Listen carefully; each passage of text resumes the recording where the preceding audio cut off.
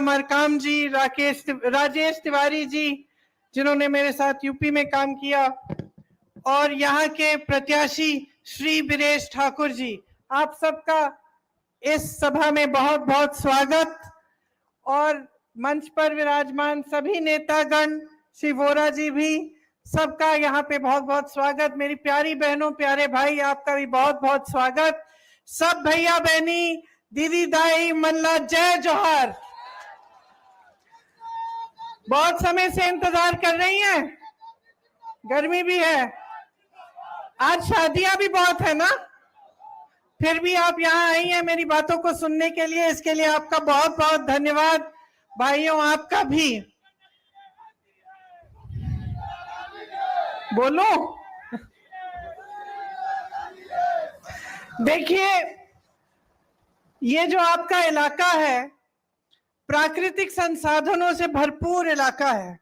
आप मेहनती लोग हो, आपने ये प्रदेश अपनी मेहनत के बल पे बनाया, और आप ही की मेहनत के बल पर, इस देश के किसानों की मेहनत के बल पर, इस देश के आदिवासियों की मेहनत के बल पर हमारा देश बना है।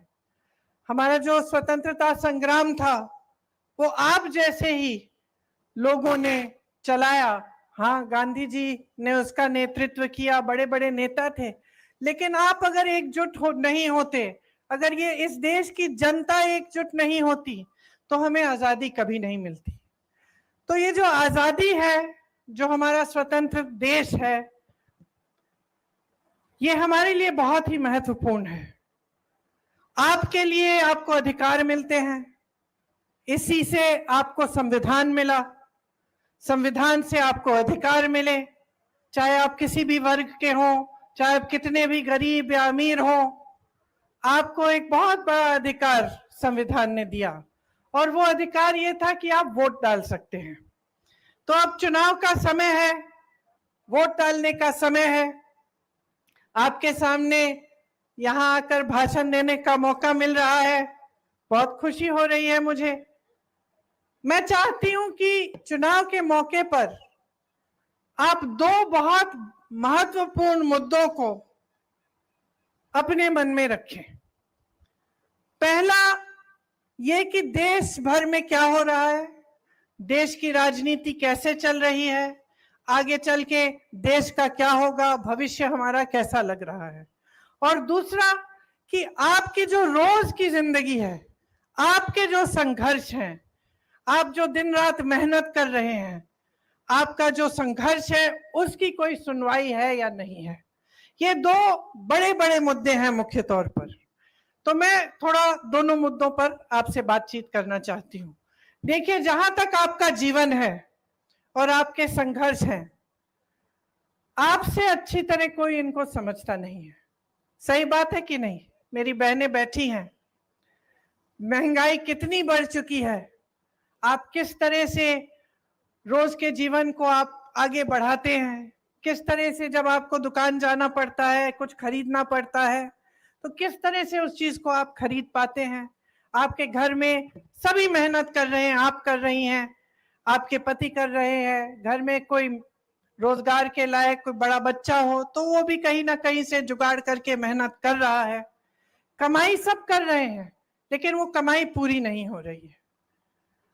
तो जितनी भी आप मेहनत कर रहे हैं, फिर भी जब जब कोई त्योहार आता है या कोई ऐसी मुश्किल आ जाती है आपके जीवन में कि कोई बीमार पड़ गया या घर में कुछ टूट गया, छत से पानी आ रहा है, कुछ भी हो, और आपको मरम्मत करनी हो या इलाज कराना हो या बच्चों के लिए फीस देनी हो या कुछ नया खरीदना हो, तो दिल में घबराहट होती है कि किस तरह से होगा, क्योंकि महंगाई पिछले 10 सालों में हद से ज्यादा बढ़ चुकी है। तो ये आपकी एक बड़ी समस्या है। एक दूसरी आपकी समस्या है कि बेरोजगारी 45 सालों में आज देश में सबसे ज्यादा हो चुकी है। बेरोजगारी इतनी है कि चाहे कितना भी आप अपने बच्चों को पढ़ाएं लिखाएं, आपको ये गारंटी नहीं मिल सकती कि पढ़ने लिखने के बावजूद उसको रोजगार मिलेगा कि नहीं मिलेगा। तो तमाम हमारे जो नौजवान हैं, चाहे महिला हो चाहे पुरुष हो, सब बेरोजगार बैठे हैं। तो ये एक बहुत बड़ी आपकी एक और समस्या है। किसानों की बहुत समस्याएं हैं। आज किसान भी महंगाई से जूझ रहा है। जितने भी सामान आप खेती में इस्तेमाल करते हैं सब पे जीएसटी है, सब महंगे हो गए हैं। पेट्रोल के दाम बढ़ गए हैं, डीजल के दाम बढ़ गए हैं, तो किसान खेती में भी कमा नहीं पा रहा है। तो ये आपकी जो बड़ी बड़ी समस्याएं हैं उनको हल करने की कोशिश कांग्रेस की सरकार ने जब प्रदेश में थी तो की। आपसे बघेल जी कह रहे थे, आपको याद होगा कि धान को 2500 रुपए में खरीदा जा रहा था, याद है कि नहीं? किसानों का कर्जा माफ किया था कांग्रेस की प्रदेश सरकार ने। भूमिहीनों को 7,000 रुपए मिलते थे सालाना। गोबर की खरीद होती थी। बिजली का बिल आपका आधा किया गया था। हर परिवार को, आप बघेल जी ने बताया, 35 किलो चावल मिलता था कि नहीं? मिलता था ना। आदिवासी भाई बहनों को अपनी जमीन वापस दी गई, पट्टे वापस मिले। आंगनबाड़ी और मितानिन बहनों को आपके लिए आपका मानदेय बढ़ाया गया। छत्तीसगढ़िया स्वाभिमान की रक्षा की गई। हर तरह से जो आपकी संस्कृति है, जो आपकी परंपरा है, उसको कायम रखने का काम भूपेश बघेल जी ने किया।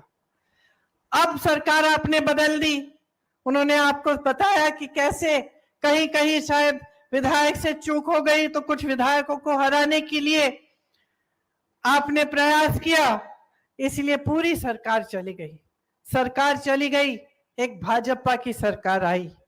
उस सरकार ने आपके राशन के चावल में कटौती की। सिर्फ आपको 5 किलो मिलता है जब आपको 35 किलो मिलता था। बेरोजगारी का भत्ता बंद कर दिया। गोबर की खरीद बंद कर दी। वर्मी कंपोस्ट बंद कर दिया। गौठान में आपको कितना रोजगार बना के दिया और किस तरह से हमने गौठानों को मजबूत किया। मुझे गर्व होता था, हर प्रदेश में जाती थी, कहती थी कांग्रेस की सरकार को देखो किस तरह से गौठान बनाए हैं छत्तीसगढ़ में। आज उसमें से भी आपको रोजगार नहीं मिल रहा है। जो भूमिहीनों को पैसा मिलता था वो भी आज बंद हो गया है। तो मैं आपसे पूछना चाहती हूं, इतनी भयंकर महंगाई है, दाम में आग लगी हुई है।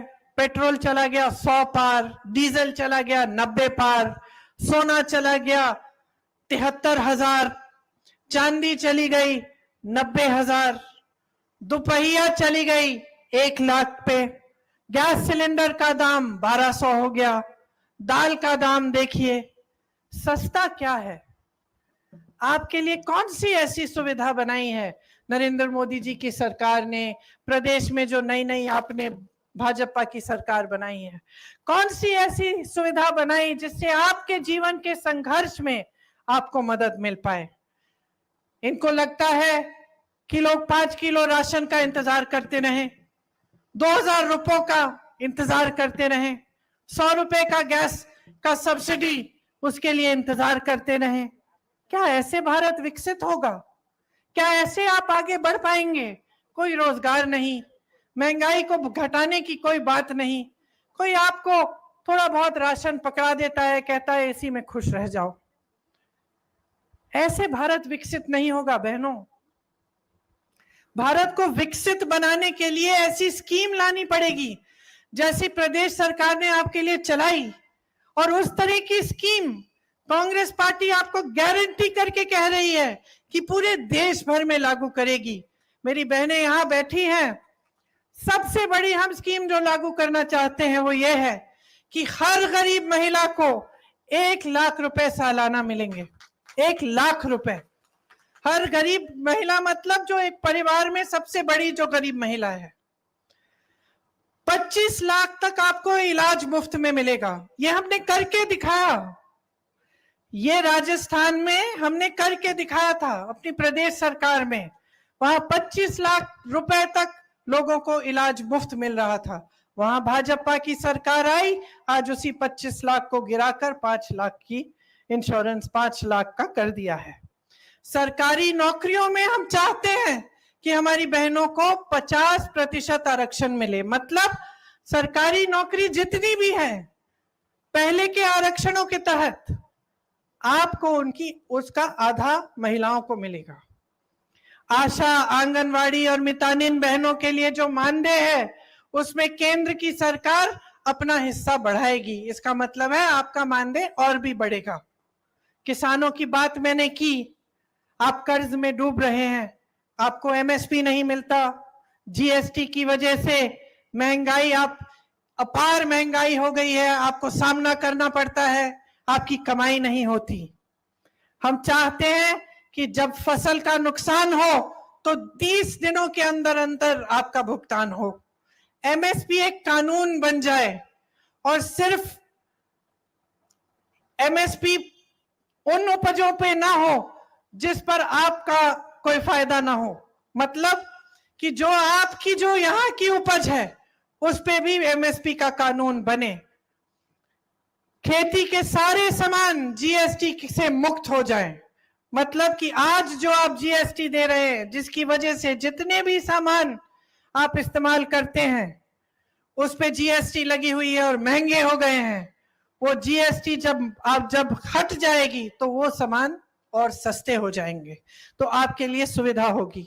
भूमिहीनों को जमीन दी जाएगी और न्यूनतम मजदूरी 400 रुपए की हम कराएंगे। देखिए, मैंने आपसे मोटे तौर पर जो आपके संघर्ष हैं किसानों के, जो आपके महंगाई और बेरोजगारी की समस्याएं हैं, उसके बारे में बात की। मैं जानती हूं कि यहाँ पे मेरे आदिवासी भाई बहन बहुत सारे हैं। आपको याद होगा कि कांग्रेस की सरकार जब थी और जब रही है, हमने आपकी संस्कृति की रक्षा की है। हम समझते हैं कि जल, जंगल और जमीन पर आपका अधिकार है, और जैसे मैंने आपसे कहा, उस अधिकार की रक्षा हमारा संविधान करता है। आज आपने सुना होगा कि भाजपा के कई ऐसे नेता हैं जो जहां जहां भाषण दे रहे हैं वो कह रहे हैं हमें 400 सीट दे दो, इस चुनाव में हम संविधान को भी बदल डालेंगे। सुना है आपने? ये सुना है? क्यों कह रहे हैं ये?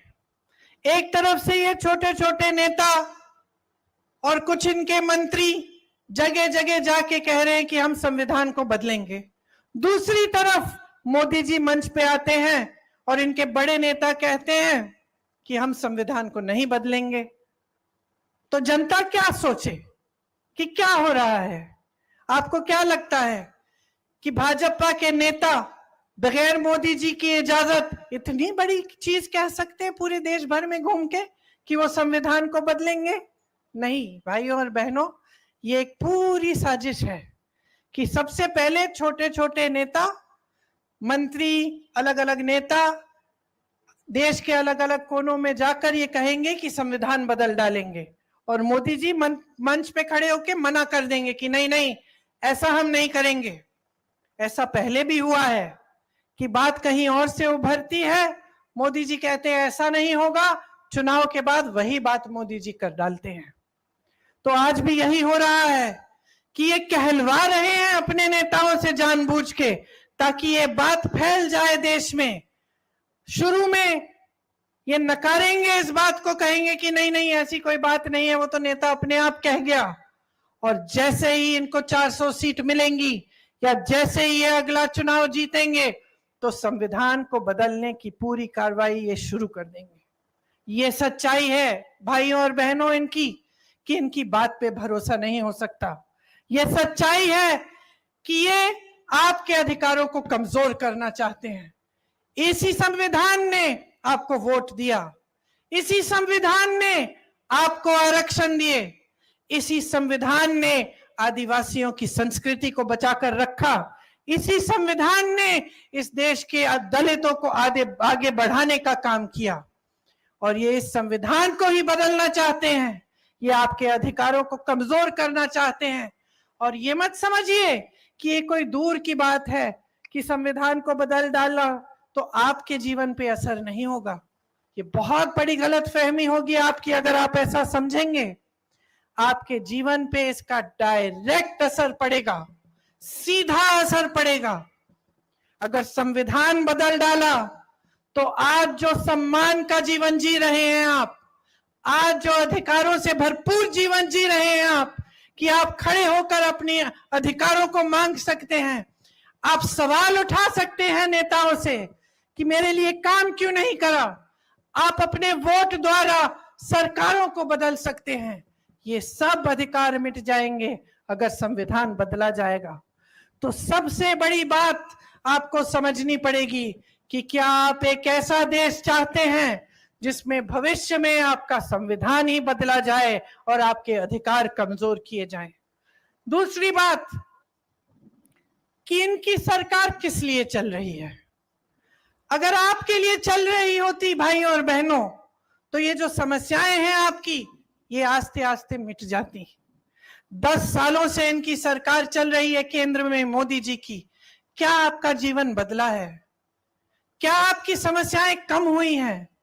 क्या आपकी तरक्की हुई है? आपने तो सुना होगा कि भाजपा के नेता कहते हैं कि मोदी जी विश्व के सबसे बड़े नेता हैं। सुना है कि नहीं? टीवी पे भी आप यही देखते हैं। आपको तो ये कहा जाता है कि ऐसे चुटकी में चाहे तो दुनिया भर में जितने भी जंग हो रहे हैं उनको मोदी जी रुकवा सकते हैं।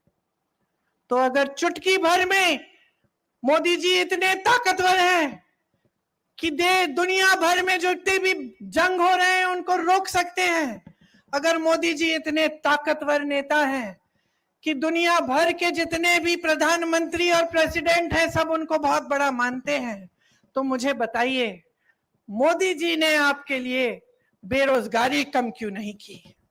मोदी जी ने आपके लिए महंगाई क्यों नहीं घटाई? मोदी जी ने आपको अपने पैरों पे खड़ा होने का काम आपके लिए मोदी जी ने 10 सालों में क्यों नहीं किया? मोदी जी खुद सक्षम बनते रहे।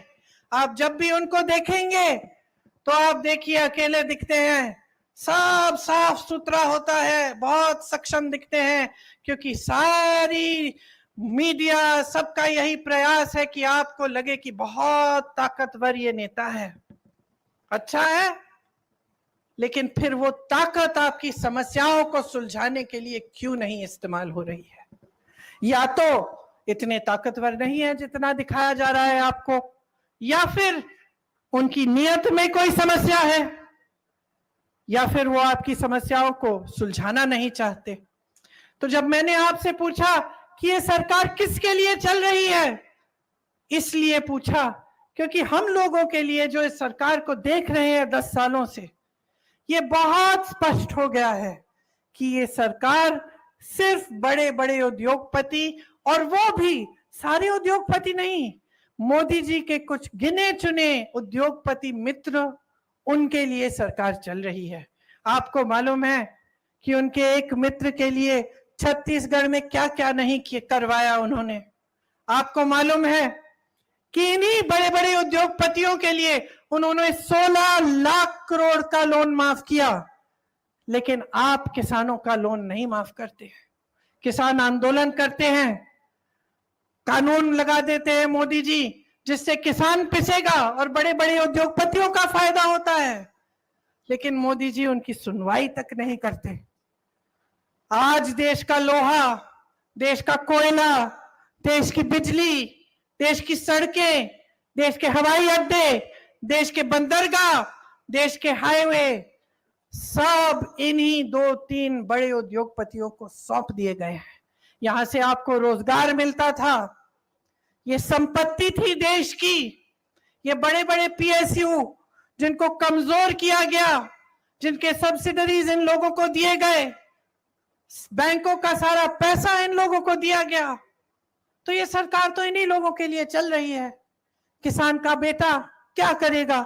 गरीब की बेटी क्या करेगी? छोटा कारोबारी क्या करेगा जिसकी कमर तोड़ी जा रही है?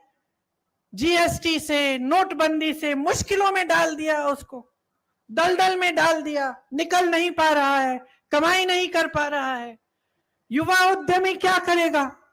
हमारे कारीगर क्या करेंगे अगर ये सरकार आगे बढ़ती रहे? तो इस सरकार की नीयत ठीक नहीं है बहनों और भाइयों। मैं जानती हूं कि यहाँ बड़े बड़े नेता आते हैं, आज भी शायद उत्तर प्रदेश के मुख्यमंत्री यहाँ हैं आपके ही जिले में, कल मोदी जी आएंगे, वही धूमधाम से आएंगे, बड़ी बड़ी बातें की जाएंगी आपके सामने, बड़े बड़े वादे करेंगे जैसे पहले भी इन्होंने किए, आदिवासी संस्कृति की बात होगी, लेकिन उसकी बचाने का काम, उसको बचाने का काम नहीं होगा। सच्चाई पे नहीं उतरेंगे, आपसे बेरोजगारी की बात नहीं करेंगे, ये महंगाई जिससे आप जूझ रहे हैं इसकी बात नहीं करेंगे। आपको यही दिखाने की कोशिश होगी कि बहुत ताकतवर है और उन्हीं में आप भरोसा करें तो सब कुछ ठीक हो जाएगा। लेकिन मैं आपसे पूछना चाहती हूं, क्या पिछले 10 सालों में सब कुछ ठीक हुआ? हाँ, नहीं हुआ, कुछ ठीक नहीं हुआ बहनों और भाइयों। महंगाई बढ़ती गई, बेरोजगारी बढ़ती गई। मंच पे आते हैं तो इधर उधर की बातें करते हैं ताकि आपका ध्यान भटकाया जाए। दिखावे की राजनीति है और ये गहराई से इस बात को समझिए। आपने इंदिरा जी को बहुत आदर दिया, बहुत माना, इसीलिए आज जब मैं उनकी पोती आपके सामने आती हूं तो आप मेरा सम्मान करते हैं, क्योंकि आपने उनका आदर किया। क्यों किया? दिखावे के लिए नहीं किया, आपने इसलिए किया कि आपके घरों में आई, आपके बीच आई, आपकी समस्याओं को उन्होंने समझा, कोशिश की कि आपको आपके पट्टे वापस दिए जाएं, आपको अपने अधिकार वापस दिए जाएं, आप अपने पैरों पे खड़े हों। दिखावे की राजनीति नहीं की और आज इस देश में पूरी तरह से दिखावे की राजनीति चल रही है। आज तो ये स्थिति आ गई है कि नेता अगर पूजा भी कर रहा है तो उसके साथ कैमरा होना चाहिए, टीवी पे आपको दिखना चाहिए, सारा दिखावा होना चाहिए। इंदिरा जी भी पूजा करती थी, एकांत में करती थी, अपने कमरे में एक छोटा सा पूजा का कमरा बनाया था कमरे के साथ, वहां पे चुपचाप से करती थी, दिखावे के लिए नहीं थी ये बात। धर्म को इस्तेमाल नहीं किया जाता है राजनीति के लिए, ये हमारी परंपरा नहीं रही है। हमारे देश की पुरानी परंपरा रही है कि धर्म का मतलब है सेवा, धर्म का मतलब है सत्य। अगर नेता मंच पे खड़े होके आपको झूठे वादे करे तो धार्मिक नेता नहीं है, वो सत्य के पथ पर नहीं चल रहा है। आपको वो वादा किया जाना चाहिए जो वादा पूरा होगा। इसीलिए कांग्रेस पार्टी की जो गारंटी है उसका प्रमाण आपके सामने है। कर्नाटका में हमने कहा हम महिलाओं को कुछ देंगे, हर महीने पैसे देंगे, आज उनको मिल रहा है। यहाँ पे हमने कितना काम करके दिखाया छत्तीसगढ़ में, आपने खुद देखा। जैसे मैंने गौठानों की बात की, मानदेय की बात की, आपने खुद देखा कि काम किया हमारी सरकार ने। इसलिए हम चाहते हैं कि आदिवासियों के लिए खास जो SC ST सब प्लान है उसको हम लागू करेंगे, विशेष बजट जारी करेंगे हम आपके लिए और दलितों के लिए। वन अधिकार कानून वाले पट्टों को 1 साल में हम उन पर सब पट्टों का फैसला करवाएंगे और जहां आदिवासियों की जनसंख्या ज्यादा है उन क्षेत्र को हम अनुसूचित क्षेत्र घोषित जरूर करेंगे। देखिए, अभी बघेल जी मंच पे थे, निकल गए हैं क्योंकि अगली मीटिंग में जाना था। उन्होंने बहुत संघर्ष किया आपके लिए, उन पे बहुत भयानक हमला किया गया और ये हमला इसीलिए किया गया क्योंकि वो छत्तीसगढ़ का सम्मान बढ़ा रहे थे। ये कहा गया कि बहुत भ्रष्ट है, तमाम उन पे केस लगाए गए। मुझे याद है 1.5 साल पहले ही उन पे केस लगाया गया, उन पे आरोप लगाए गए, लेकिन वो रुके नहीं। जब भी मैं उनसे मिलती थी, आपकी बात कि मैंने गौठान में ऐसा काम किया है कि दीदी मालूम है आज हम 35 किलो का राशन दे पा रहे हैं, ये सारी बातें होती थी। वो जो भ्रष्टाचार के आरोप जिन्होंने लगाए, सबसे भ्रष्ट तो वही निकले, भाजपा के बड़े से बड़े नेता। आपने टीवी पे पता नहीं देखा है कि नहीं, क्योंकि ज्यादातर टीवी और मीडिया पे ये चीजें आजकल दिख नहीं रही हैं, लेकिन सच्चाई ये है कि मोदी जी ने सबको भ्रष्ट कहा। बड़े बड़े मुख्यमंत्रियों को, हेमंत सोरेन जी को जो आदिवासी मुख्यमंत्री हैं, उनको जेल में डाल दिया, सब पे केस डाले, सांसदों को संसद से निकाल दिया, खूब कार्रवाई की, छापे लगवाए, केस लगवाए, सबको बोल दिया कि सब भ्रष्ट है, सिर्फ मैं ईमानदार हूं। सिर्फ एक इंसान कहते हैं कि देश में भ्रष्टाचार के खिलाफ लड़ रहे हैं। फिर एक अनोखी बात हुई, सुप्रीम कोर्ट ने कहा कि मोदी जी ने एक स्कीम निकाली थी और उस स्कीम में जो भी राजनीतिक दलों को चंदा देता था उसका नाम गुप्त रहता था। तो अनोखी बात क्या हुई कि एक केस डला और सुप्रीम कोर्ट ने यह तय किया कि भाई ये स्कीम सही नहीं है, क्योंकि इस स्कीम में जो नाम गुप्त रहते हैं उससे भ्रष्टाचार बढ़ जाएगा। सुप्रीम कोर्ट ने कहा मोदी जी को और उनकी सरकार को कि ये जो सूची है कि आपको किस किस ने चंदा दी, उस सूची को पारदर्शी बनाओ, जनता के सामने रख दो। इलेक्टोरल बॉन्ड्स कहलाती थी वो स्कीम। तो सबसे पहले तो सरकार ने कहा कि भाई सूची नहीं मिल रही। फिर सुप्रीम कोर्ट के जज को गुस्सा आया, उन्होंने कहा 2 दिन में निकाल के दो ये सूची। तो मजबूरन सूची निकली। जब सूची निकली तो सब साफ साफ दिखने लगा। क्या दिखा? ये दिखा कि जिस जिस पर छापे मारे थे मोदी जी की सरकार ने, उसके बाद उनसे चंदा मांगी, चंदा मिल गई, छापे बंद। जिस जिसको धमकाया था चंदा मांगी, चंदा मिल गई, धमकाना खत्म, केस सारे बंद, कार्रवाई बंद। पता चला कि ऐसी कंपनियां थी जिनका मुनाफा कम था और चंदा ज्यादा दी हुई थी। क्या मतलब है इसका? इसका मतलब है कि कहीं से काला धन सफेद करने का काम इसी इलेक्टोरल बॉन्ड से किया गया था। आगे मैं बताती हूं, ये भाजपा के नेता जो हम सबको भ्रष्ट कहते हैं, सब पे केस डाल देते हैं, किसी पे हजारों करोड़ का केस आरोप, किसी पे कुछ। और सुनिए, जिस दिन वो नेता कहता है कि मैं भाजपा में शामिल होने जा रहा हूं, अचानक सारे केस गायब। अचानक वही भ्रष्ट नेता साफ हो जाता है, वही भ्रष्ट नेता ईमानदार हो जाता है। ये लोग परिवारवाद का आरोप पर लगाते हैं, कहते हैं कि इन लोगों को सिर्फ अपने परिवार की परवाह है।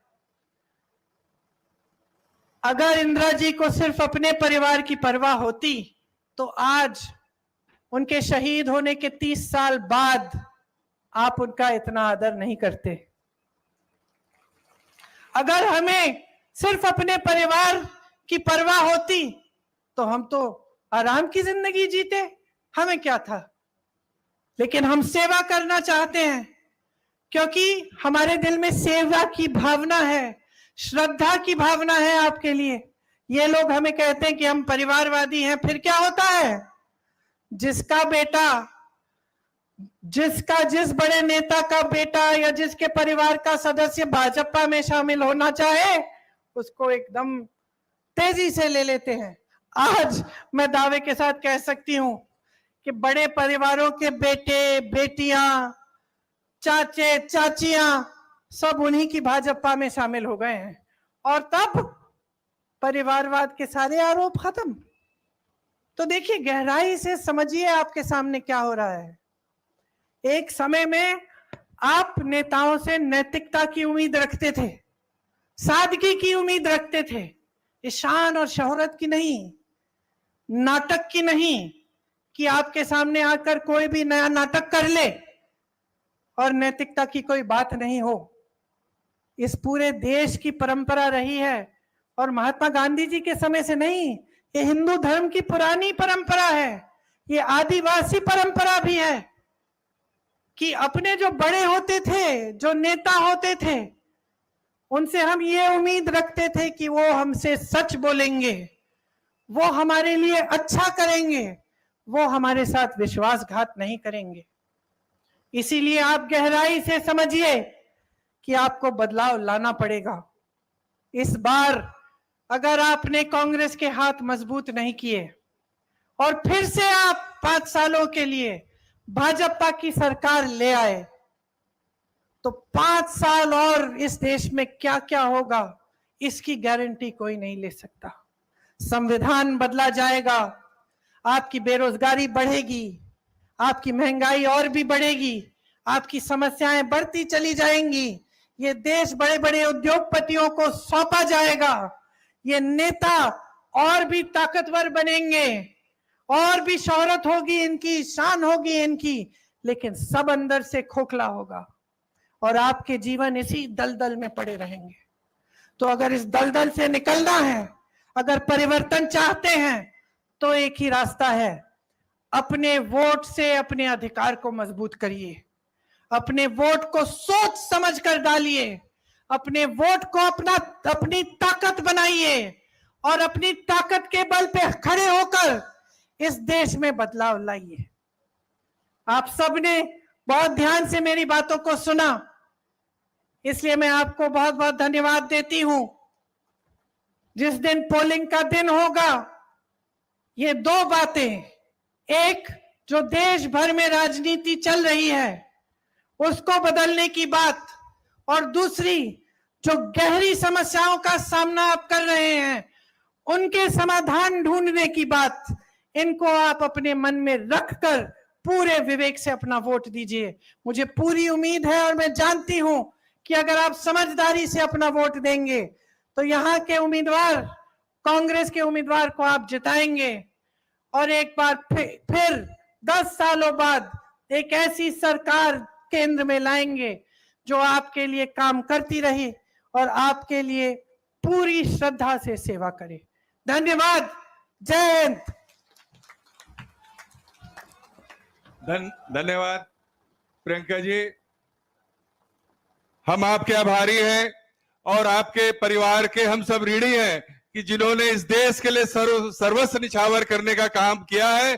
आप सब बताइए कि हम सब गांधी परिवार के सदस्य हैं, प्रियंका जी के साथ है। दोनों हाथ ऊंचा करके आप समर्थन दीजिए। मैं आभार प्रदर्शन करने के लिए जिला कांग्रेस कमेटी के अध्यक्ष चंद्र प्रभा जी को आमंत्रित करता हूं, आभार प्रदर्शन करें।